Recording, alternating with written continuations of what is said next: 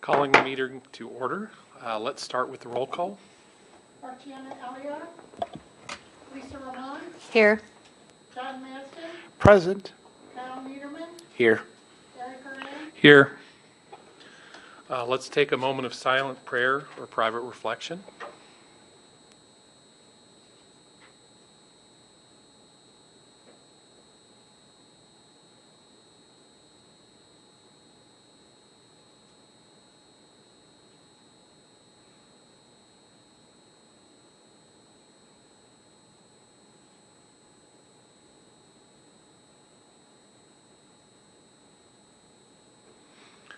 Would you join me in the Pledge of Allegiance?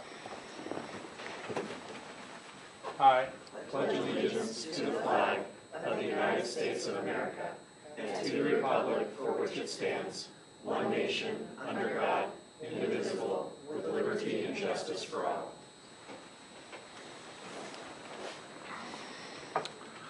Is there any need for an executive session? I don't think so.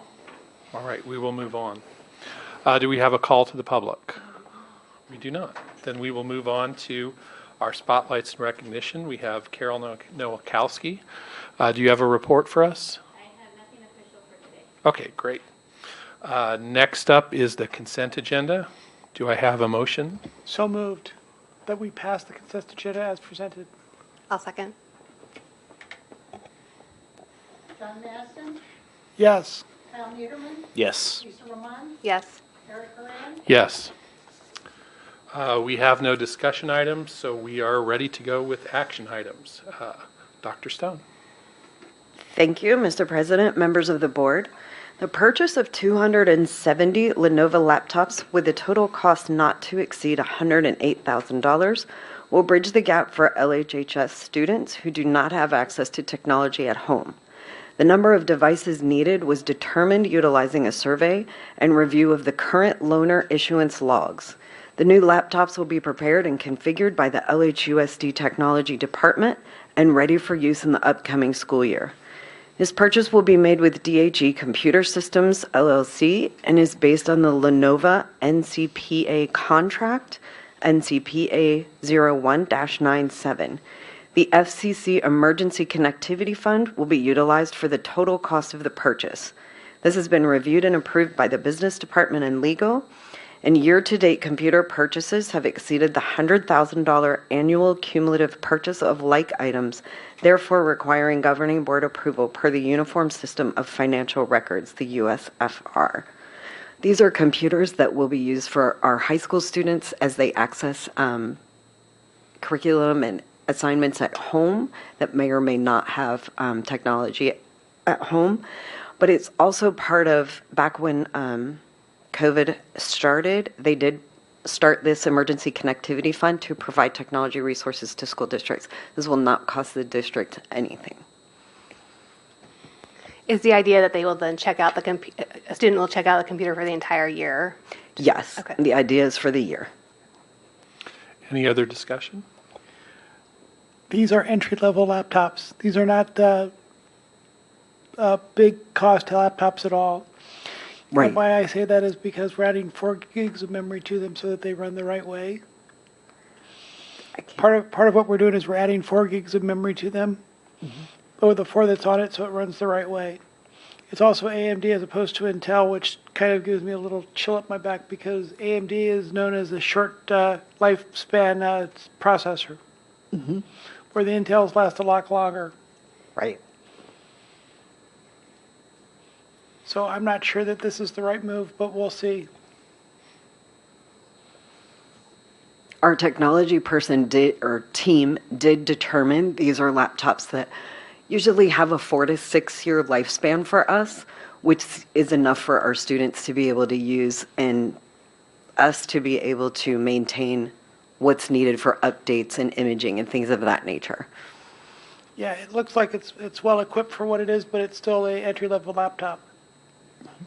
And that's probably ideal since they're not going to be on site. They'll be sent home with students. It's probably best to have them have something that's a little bit not top of the line. Until you start losing it. Any other discussion? Do you have a motion? I'll move to approve 6.1 as presented. I'll second. Kyle Niederman, Yes. Lisa Roman, Yes. John Maston, I can think of better things to do with the $100,000 to get laptops, so I'm going to say no. Gary Coran, Yes. And just as a note, remember, we aren't spending the $100,000. It's meant for that fund. So that's one thing, the reason why I did yes. All right, next, business services. Thank you, Mr. President, members of the board. Before you are vouchers for February 2022, as well as student activity and auxiliary funds for January 2022. Do I have a motion or discussion? I move that we approve it as presented. I'll second the approval for 6.2. Lisa Roman, Yes. John Maston, Yes. Kyle Niederman, Yes. Gary Coran, Yes. That moves us to informational. Dr. Stone, do you have anything? I just want to remind everyone that our kindergarten registration is open, so you can go online and start that registration process. And then you would need to go to the schools to finish up with the paperwork that's required. Anything from the governing board? I just have a couple of quick things. First thing is earlier today we had a kind of a board session. What do we call it?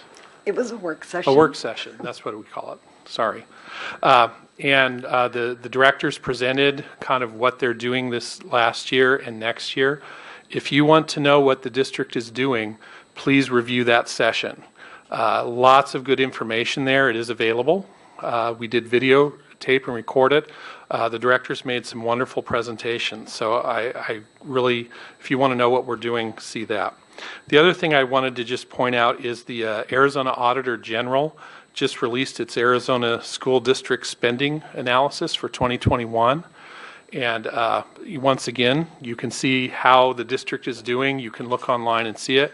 A couple of things I just want to point out is that our district spends more than the average on instruction than other districts and less on administration than other districts. But there's plenty of other information if you're wondering about things like what we spend on transportation or other things that are very interesting, could be interesting. So if you want to know more, check that out. I have a question for Mr. Murray. Is what he just referenced going on our financial transparency section of our website? Yes, we typically post a link for that, and occasionally we'll give a screenshot and post that on the website as well for the visual and the image. So we actually share that information. Okay, cool. Let's see, next up, do we have another call to the public? I don't think so. Communications, board suggestions for future agenda items. Press, any clarifying questions? Then I will take a motion to adjourn. I move we adjourn. Second. John Maston, Yes. Kyle Niederman, Yes. Lisa Roman, Yes. Gary Coran. Yes, we are adjourned.